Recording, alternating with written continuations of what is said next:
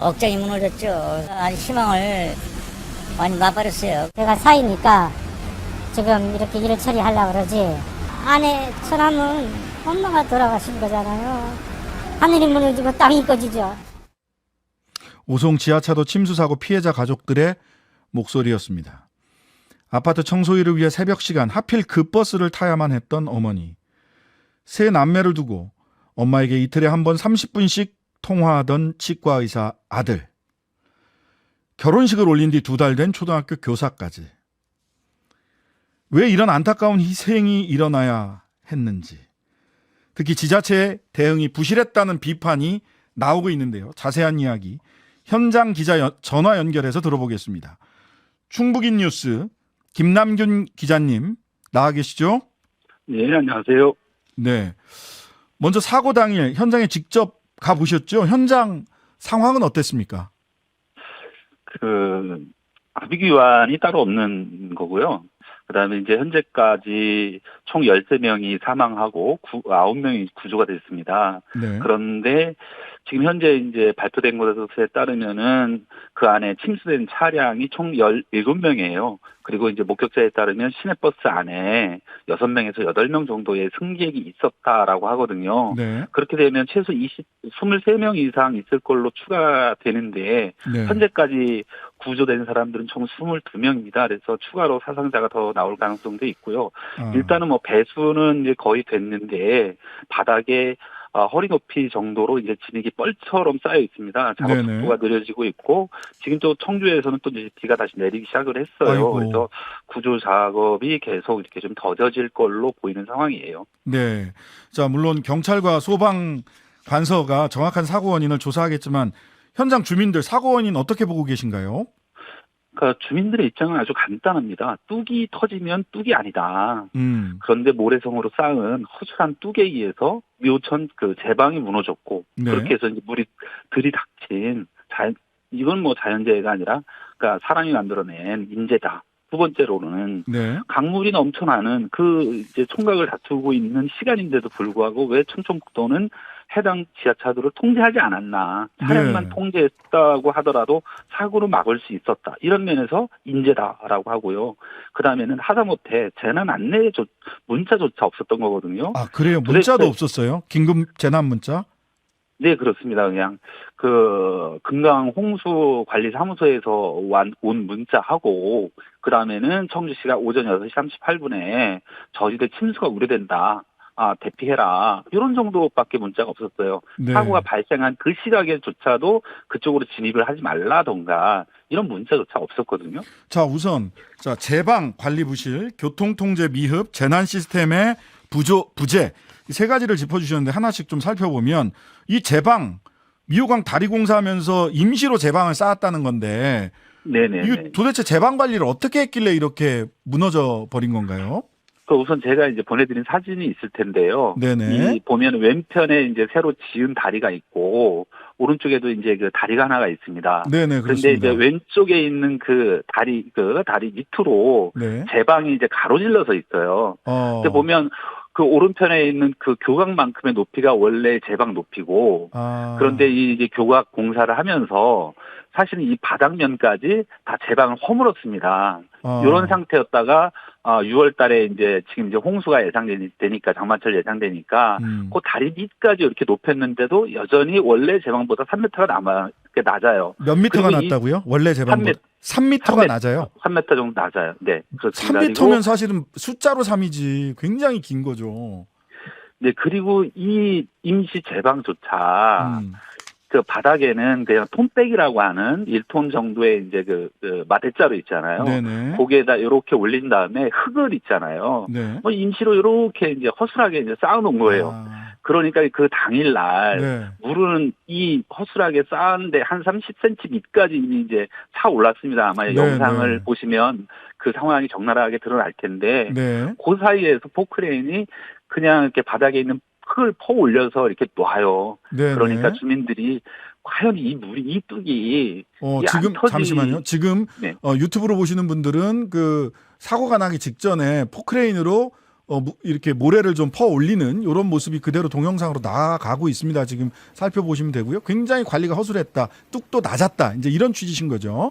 예, 뚝도 낮았고 이미 이 모래와 흙이 섞인 흙을 가지고 그냥 급하게 올린 건데 이게 안 터지고 백이겠냐라는 게 주민들의 이제 지적이죠. 네. 자, 홍수통제소 금강유역 홍수통제소에서는 사고 발생 2시간 전인 6시 한 30분경에 네네.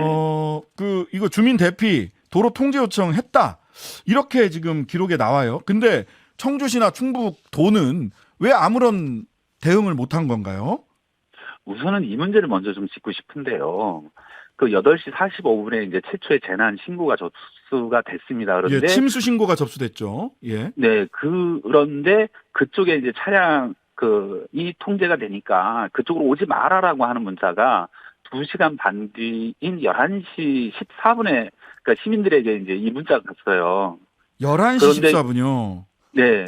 그런데 이제 그럼 왜 재난 문자가 늦었냐라고 충북도에 물어봤더니 여기에서는 이거는 청주시에서 사고가 발생한 것이기 때문에 청주시가 재난 문자를 돌려야 할 소관 기관이다. 그래서 청주시 담당 공무원한테 23번을 전화를 했는데 전화를 받지 않았다.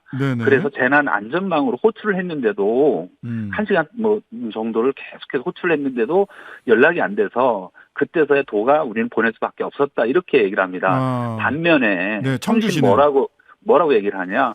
이 도로는 충청북도가 관리하는 도로여서 재난 문자를 발송할 책임, 권한 다 충북도에 있는 것이 청주시가 보내야 될 문제가 아니다라고 얘기를 해요. 그러니까 이것이 보여주는 게 뭐냐면 충청북도와 청주시가 전혀 재난과 관련해서 전파라든가 이런 것들이 이제 소통이 안 됐다는 거고요. 마찬가지로 이제 금강유역 환경소에서 청주시와 흥덕구청에 오전에 유선으로까지 전화를 해서 지금 여기가 지금 통제해야 된다.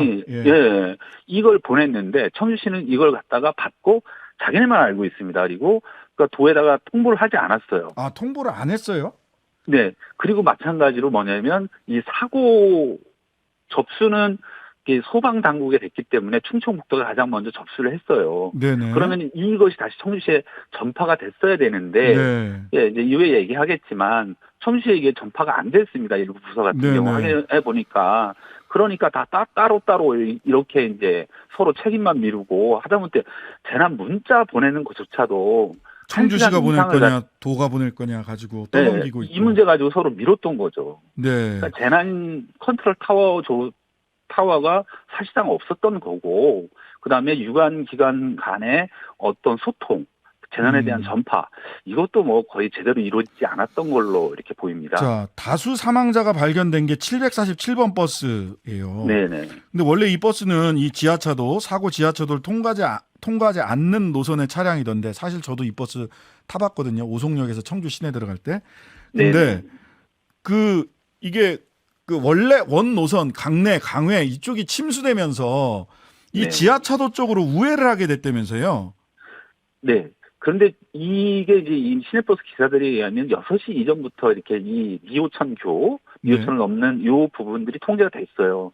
그런데 시민들한테 아까도 얘기했지만 그러니까 전혀 이제 전파가 되지 않았죠. 그러니까 이 버스 같은 경우에도 우회로를 찾다 보니까 그쪽으로 갔었던 거고, 그러다가 이제 참변을 당했던 거고, 그다음에 사고가 발생한 이후에도 그런 부분들이 어떤 청주시라든가 다른 기관에 전혀 통보가 안 돼서 오히려 그 사고 이후에도 청주시가 시내버스를 그쪽 궁평 이 지하차도가 있는 쪽으로 우회하라 이렇게 이제 행정적인 지시가 갔을 정도로 정말 허술했어요. 아니 이미 사고가 났는데도 불구하고 그쪽으로 버스들 또 차량 우회하라고 하는 지시가 청주시에서는 내려갔었다고요? 예, 그래서 이 지시를 내린 정신 없는 거 아닙니까? 담당 부서는 사고가 난지 전혀 알지도 못했고, 그 다음에 알 수도 없는 구조라고 얘기를 했어요. 이 부분이 되게 이제 의미심장한데 알 수가 없는 구조다라고 얘기를 했거든요. 도대체 이게 의미하는 바가 뭘까요? 이건 없다라는 건데, 재난 컨트롤 타워가. 자, 이런 상황에서 사고 현장을 방문한 원희룡 장관에 대한 비판도 있고, 그 다음에 그 부분은 많이 얘기를 했으니까 김영환 도지사가 네. 사고 발생 시간에 SNS를 하셨고 최선을 다하겠습니다. 뭐 피해 복구를 위해서. 그런 다음에 저는 가장 납득하기가 좀 어려운 게 이미 그 피해자가 그 사망자가 발생했다라고 하는 지하차도 참사 현장으로 가는 게 아니라 9시 40분에 괴산군으로 가셨더라고요. 이거 왜 그런 겁니까? 이해하기 어려운 부분이에요. 그러니까 이제 8시 45분에 최초 접수가 됐고, 네. 8시 50분부터 이제 현장에 도착해서 구조 활동이 진행이 됩니다. 이제 그래서 네. 최초 구조 당시에 사망자가 1명이 이제 발생을 했고, 9명이 네. 구조가 됐는데, 예. 그 사고 접수 15분 뒤에 이제 김영환 지사가 SNS에다가 뭐 이제 도지사로서 최선을 다하고 있다 뭐 이런 내용의 이제 SNS에 이제 페이스북에 글을 올렸어요. 네. 그리고 9시 40분경에 도청을 출발해서 괴산으로 갔는데 네네. 자 그래서 도지사에게도 사고가 제대로 보고가 된 거냐라는 의문이 제기가 되는 대목이에요. 네. 당연히 여기서 사망자가 발생한 부분들이 이미 발생을 했는데 보고를 받았다면 SNS를 할 시간도 없었을 거고 그렇죠. 그다음에 괴산으로 갈 이유도 없어요. 그러니까 저는 괴산으로 간 이유가 뭔지 그 괴산댐이 넘칠 수 있다 이제 이런 얘기를 충북도에서는 하던데. 그 괴산댐이 상당히 위험한 상황은 맞아요. 이렇게 이미 네. 이제 괴산댐 위로 물이 이제 원류하는 예. 그런 상황이었었고 네. 그런데 만약에 여기서 사망 사고 발생했고 19대의 차량이 네. 이 안에 갇혀 있고 이걸 알았다고 한다면 네. 우선순위가 어딜까요? 네. 당연히 이 오송 궁평 지하차도 참사 현장이 우선순위겠죠. 근데 하필이면 지금 김남균 기자가 2020년 올해 6월 달에 쓴 기사를 보니까 김영환 지사가 괴산군에 2020년부터 집중적으로 토지를 매입해서 16,302제곱미터의 토지를 가지고 있다면서요? 네, 그렇습니다. 일단은 김영환 지사가 이쪽으로 내려와서 일부 농사를 지은 건 맞아요. 그런데 이제 농막을 졌는데, 그러니까 산막이라고 하는데 이 산막 자체도 좀 불법이어서 지금은 철거를 한 상태고 네. 일부 약간의 농사를 졌지만 이렇게 많은 땅을 사실은 이건 대농인데요? 혼자서 못 지어요? 이 정도면. 예, 직접 농사를 짓지 않고 했던 부분들도 있고 그 다음에 도지사가 당선된 올해, 그러니까 지난해 이제 말에도 네. 부인 명의로 땅을 구입을 했어요. 그러니까 부인께서는 그 농사를 짓지 않거든요. 그러니까 농립법 위반 대목이 나오는 부분들이 있습니다. 이게 하필 공교롭게도 오송 지하차도가 아니라 본인 땅이 있는 괴산으로 가셨다라는 것까지 오해를 조금 더 불러일으키는 것 같습니다. 자, 오늘 말씀 여기까지 듣겠습니다. 지금까지 네, 김남균 충북인 뉴스 기자였습니다. 감사합니다. 하루 종일 기다려지는 진짜 시사. 평일 저녁 6시 5분 신장식의 뉴스 하이킥.